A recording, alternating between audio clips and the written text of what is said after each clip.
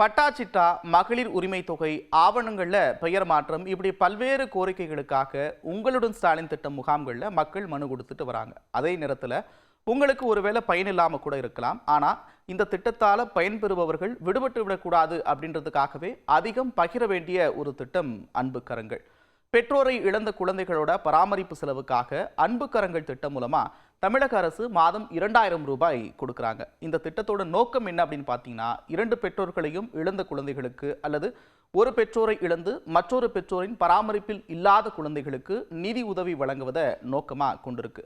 யாரெல்லாம் விண்ணப்பிக்கலாம் அப்படின்னு பார்த்தா, பெற்றோர் இருவரையும் இழந்த குழந்தைகள், ஒரு பெற்றோர் இறந்து மற்றொரு பெற்றோர் குழந்தையை கைவிட்டு சென்றிருந்தால் அவங்க கூட விண்ணப்பிக்கலாம். அதே போல பெற்றோர் இருவரில் ஒருவர் இழந்து மற்றொருவர் மாற்றுத்திறனாளியாக இருந்து குழந்தையை பராமரிக்க முடியாத ஒரு சூழல் இருந்துச்சு அப்படின்னா அந்த குழந்தைகளும் அன்பு கரங்கள் திட்டம் மூலமா பயன்பெறலாம்.